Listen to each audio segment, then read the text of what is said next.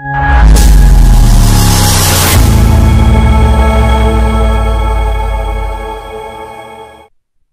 वालेकुम नाजरीन, मैं हूं मोहम्मद अहमद और आप देख रहे हैं ZHPTS न्यूज़। आज सुबह जहीराबाद की सड़कों पर निकली एक पुरजोश सदा, ऐसी रैली जो कह रही थी ना नशा हाँ जिंदगी। सुबह 9:20 पर सब डिविजनल पुलिस जहीराबाद के ज़ीर एहतमाम मुनाक़िद हुआ एंटी ड्रग अवेयरनेस प्रोग्राम, जिसमें न सिर्फ रैली निकाली गई बल्कि एक मुअस्सर मीटिंग का भी इनेकाद किया गया। चीफ गेस्ट थी जहीराबाद सब कोर्ट की मोहतरमा जज कोएता दीवी साहबा, जबकि इनके साथ मौजूद थे JFCM जज Khalil sahab, doctor Shisho, circle inspector Shivalingam town, circle inspector Henmant, bar सदर गोपाल साहब और दीगर माज़िज़ वकला सब इंस्पेक्टर्स भी शरीक हुए। तलबा की शिरकत बेशबहा से ज़ायद तलबा ने हिस्सा लिया, जो मुख्तलिफ स्कूल्स और कॉलेजों से आए थे। हाथों में पोस्टर्स, ज़बान पर नारे, दिल में एक ही पैगाम, पोस्टर्स, नारे और एक ही पैगाम, से नो टू ड्रग्स, से यस टू लाइफ। रैली का आगाज़ हुआ लाइफस्टाइल कॉम्प्लेक्स से और इख्तिताम पजीर हुई बागा रेडी स्टेडियम पर। रास्ते भर लोगों ने देखा एक नई बेदारी, एक नया हौसला। नाजरीन, ये सिर्फ एक रैली नहीं थी बल्कि एक इनकलाब था जिसने नौजवान नस्ल को झंझोड़ कर रख दिया। तो जुड़े रहिए हमारे साथ, क्योंकि हम लाते हैं सच्चाई की वो आवाज़ जो दबाई नहीं जा सकती, सिर्फ और सिर्फ ZHPTS न्यूज़ पर।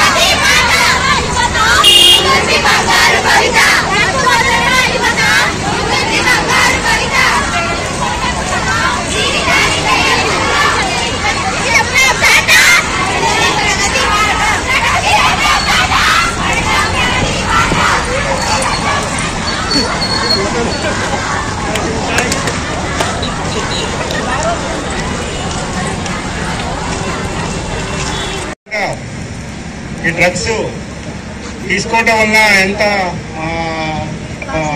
ఎంత మంచిదో ఎంత చెడుదో, good and role and bad and రోల్గా ఎలా ఉంటుందో మనిషికి, ఈ బ్యాడ్ రోల్ గురించి ఒక 2 నిమిషాలు చెప్తానండి. యాక్చువల్గా ఈ మ్యానుఫ్యాక్చర్లో ఈ గాంజా కానీ, ఈ గుట్కా కానీ, కళ్ళు కానీ, ఇవన్నీ ఆల్కహాల్తో కూడిన పదార్థాలు, ఆనియన్స్ కానీ, ఇవన్నీ ఆనియన్తో మ్యానుఫ్యాక్చర్ తయారు చేసి మనందరికీ ఇవ్వటం వలన ఇవి జరుగుతుంది. ఈ మ్యానుఫ్యాక్చర్ ద్వారా డ్రై అయిన తర్వాత దాన్ని చాక్లెట్ రూపంలో కూడా ఈ సప్లైని తీసుకొచ్చి అక్కడక్కడ పాన్ షాపుల దగ్గర కానీ, అక్కడక్కడ వాళ్ళ ఏజెంట్ దగ్గర కానీ పెట్టి సప్లై చేస్తుంటారండి. దాంట్లో ఎవడో ఒకటి తీసుకొని వాళ్ళ ఫ్రెండ్స్కు ఇవ్వడం ద్వారా ఈ ఫ్రెండ్స్ అంతా అడిక్ట్ అయ్యి అతని లైఫ్ని నాశనం అవడానికి దారితీస్తుంది. దీన్ని నిర్మూలన చేయటకు ప్రభుత్వము, తెలంగాణ ప్రభుత్వము national action plans and drugs and demand reductions అంటే దీన్ని నిర్మూలించాలని తగ్గించడానికి తెలంగాణ ప్రభుత్వం, భారతదేశం కూడా దీనికి చాలా ఎన్ఫోర్స్మెంట్స్ యాక్షన్ ప్లాన్ చేస్తూ తగ్గించడానికి ప్లాన్ చేస్తుంది.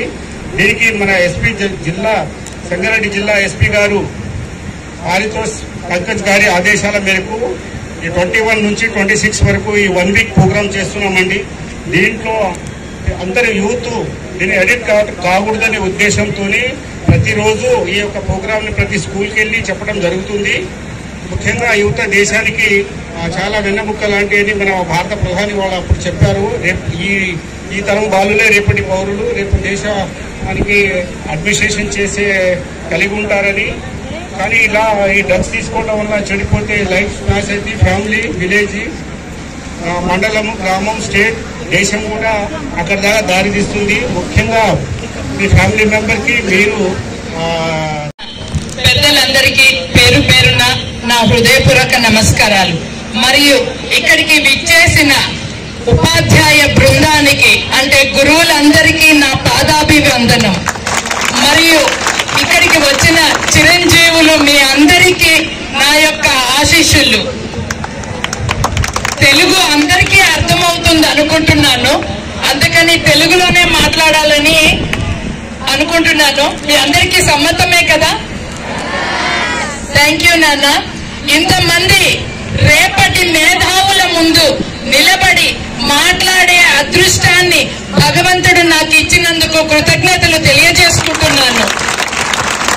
మీరంతా రేపటి మా పాలకులు, మా పోషకులు.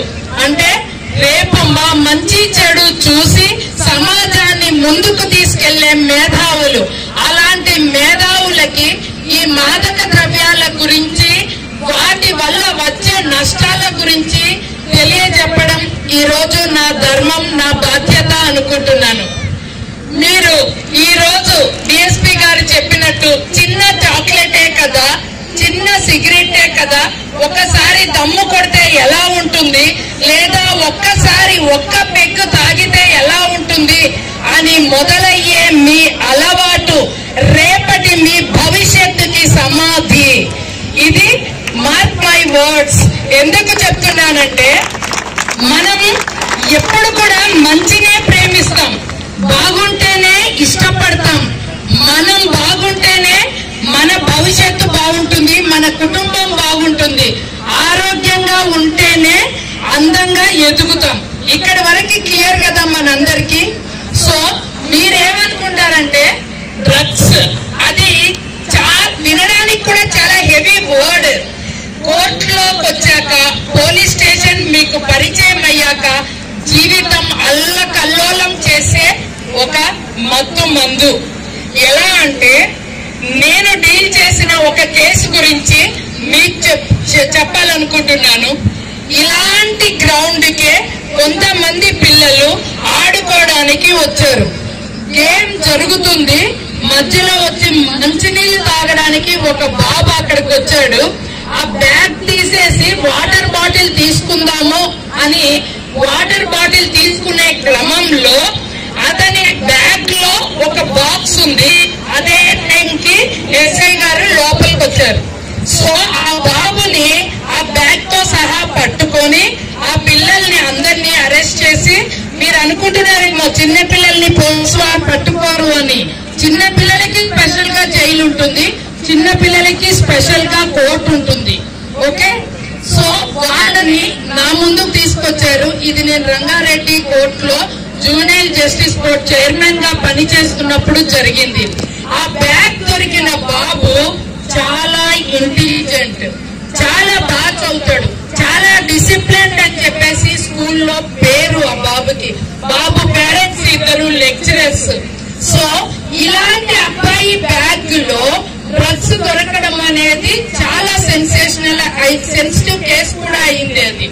సో ఆ అబ్బాయి చెప్పిన సమాధానం ఏంటి అంటే, వీటి గురించి నాకు తెలియదు, నేను బ్యాగ్ తెచ్చేటప్పుడు ఎంటీగానే ఉంది, నేను వాటర్ బాటిల్ మాత్రమే తీసుకొచ్చాను, ఇందులో ఉన్న డ్రగ్స్ బాక్స్ గురించి నాకు తెలియదు అని చెప్పాడు.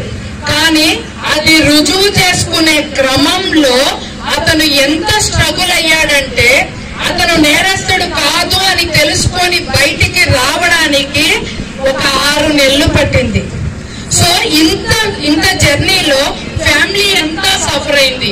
సో ఈ కేసు నుంచి మీరు తెలుసుకోవాల్సింది ఏంటంటే, అతను లాస్ట్ కి తెలిసింది ఏంటంటే ఆ బాక్స్ కి అబ్బాయికి సంబంధం లేదు, కానీ అతనికి తెలియకుండానే ఆ బ్యాగ్ లో బాక్స్ వచ్చేసింది అనేది ప్రూవ్ అయింది.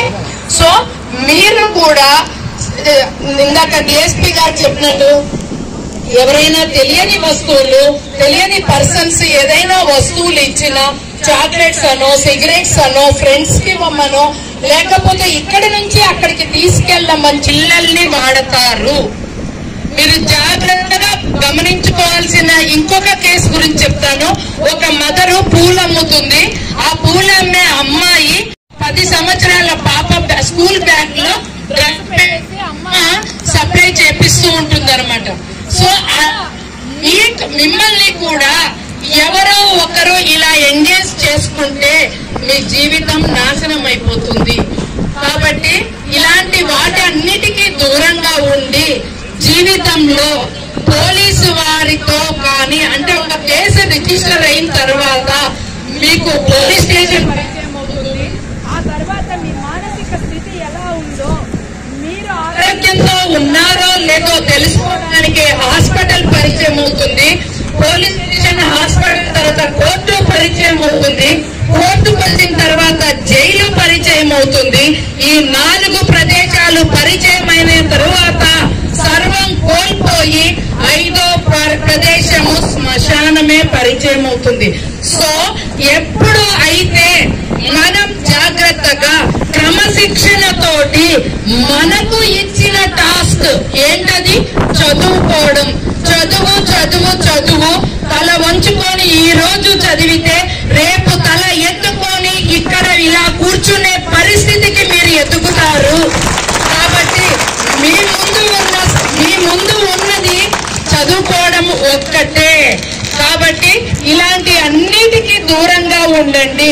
ఒకసారి కేసుల్లో ఇరుక్కుంటే అది 6 నెలల జైలు శిక్ష దగ్గర నుంచి జీవిత ఖైదు వరకు పడే అవకాశాలు ఉంటాయి. చేసిన నేరం తీవ్రతని బట్టి పనిష్మెంట్లు ఉంటాయి. కానీ ఒకటి గుర్తుంచుకోండి, నిరోధక ప్రతిజ్ఞ. నేను మాదక ద్రవ్యాలపై జరుగుతున్న పోరాటంలో క్రియాశీల భాగస్వామిని అవుతానని డ్రగ్ రహిత జీవన శైలిని అనుసరిస్తూ జీవితంలో ఎప్పుడు డ్రగ్స్ తీసుకోనని మరియు నాతో పాటు పడకుండా ఉండటానికి కృషి చేస్తానని డ్రగ్ రహిత సమాజమే లక్ష్యంగా సాగుతున్న తెలంగాణ సంకల్పంలో భాగస్వామిని అవుతూ యాంటీ డ్రగ్స్ సోల్జర్ గా ఉంటానని మనస్ఫూర్తిగా ప్రతిజ్ఞ చేస్తున్నాను. Hands down. చివరి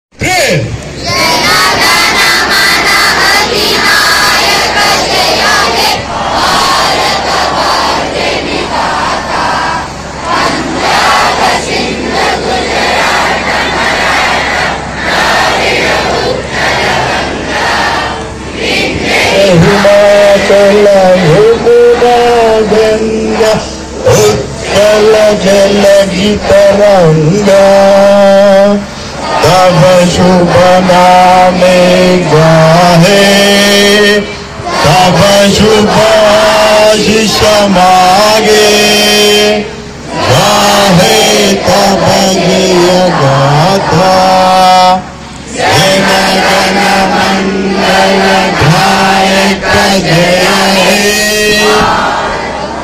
भारत भाग्य विधाता।